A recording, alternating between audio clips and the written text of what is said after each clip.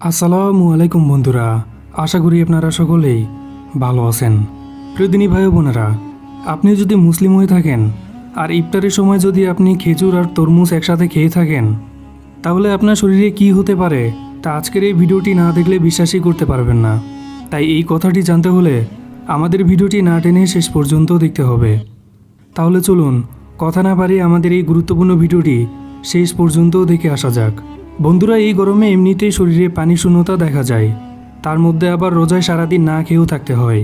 পরে দেখা যায় এই গরমে এবং রোজা একসাথে থাকার কারণে শরীরে পানি শূন্যতা দেখা যায়। এই সময় যদি কেউ সারাদিন রোজা থেকে তরমুজ দিয়ে ইফতার করে, তাহলে তার শরীরে সারাদিনের পানি শূন্যতা কেটে যাবে। কারণ তরমুজ এমন একটি ফল যার ভিতরে 99% পানি থাকে, যা একজন তৃষ্ণার্ত মানুষকে তার পানি শূন্যতা কাটিয়ে তাকে শক্তিশালী করে তোলে। তরমুজ বহু পুষ্টিগুণ সম্পন্ন একটি সুস্বাদু ও রসালো ফল। শিশু থেকে বয়স্ক সবাই এই ফলটি পছন্দ করে। গ্রীষ্মের এই সময়ে রোজা রাখায় শরীরে পানি স্বল্পতা দেখা দিতে পারে, এজন্য ইফতারে রাখা যেতে পারে মৌসুমি এ ফল। এ ব্যাপারে ল্যাপিউ কার্ডিক হাসপাতালের পুষ্টিবিদ ফাহমিদা হাশেম জানিয়েছেন তরমুজের পুষ্টিগুণ ও স্বাস্থ্য উপকারিতা। তিনি বলেন, তরমুজে প্রচুর পরিমাণে শর্করা থাকে, এছাড়া এতে থাকে অনেকগুলো খনিজ উপাদান। এর মধ্যে অন্যতম উপাদান হচ্ছে আয়রন। আয়রন রক্ত এবং রক্তের হিমোগ্লোবিন তৈরিতে সাহায্য করে। সুতরাং যাদের রক্ত স্বল্পতা বা রক্তে হিমোগ্লোবিনের মাত্রা কম, তাদের জন্য এই ফল উপকারী। এই জন্য ইফতারিতে তরমুজ রাখলে রক্ত স্বল্পতায় ভুগছেন এমন সবার জন্য এই ফল সহায়ক হতে পারে বলে জানান এই পুষ্টিবিদ। তিনি বলেন, তরমুজে আছে যথেষ্ট ক্যালসিয়াম। ক্যালসিয়াম হাড় গঠনে ও মজবুত করতে সহায়তা করে।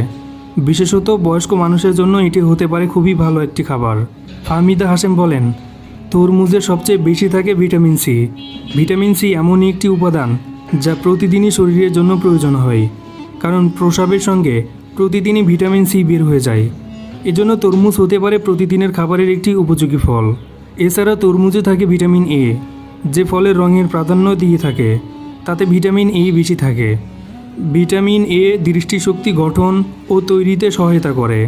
এটি রোগ প্রতিরোধ ক্ষমতা বা ইমিউনিটি বৃদ্ধি করতে সহায়তা করে বলে জানান তিনি।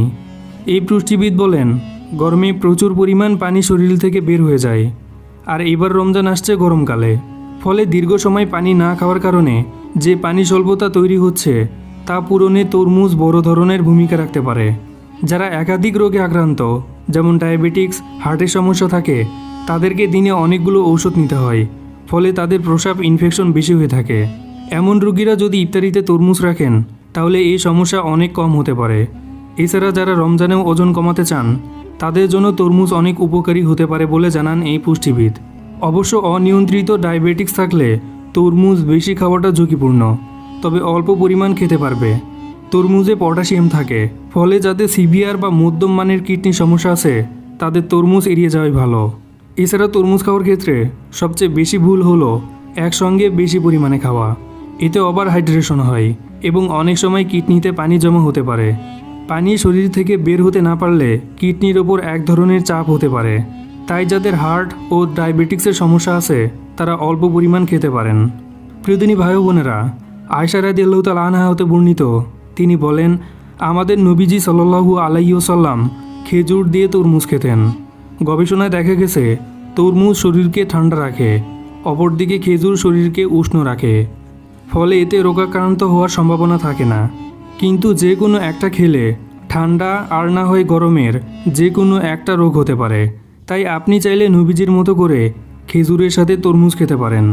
এইসব দেখে বোঝা যায় মহান আল্লাহ তাআলা হচ্ছে সবচেয়ে বড় মহাবিজ্ঞানী, আর তার রাসূলগণ হলো উপদেশদাতা। এজন্য আমাদের সবাইকে রাসূলের পদ্ধতি অনুসরণ করে চললে আমাদের জীবনের সব ক্ষেত্রেই অনেক উপকার হবে ইনশাআল্লাহ। তাই আমাদের প্রত্যেকের উচিত রাসূলের সুন্নাহ অনুযায়ী আমাদের প্রত্যেকের জীবনযাপন করা।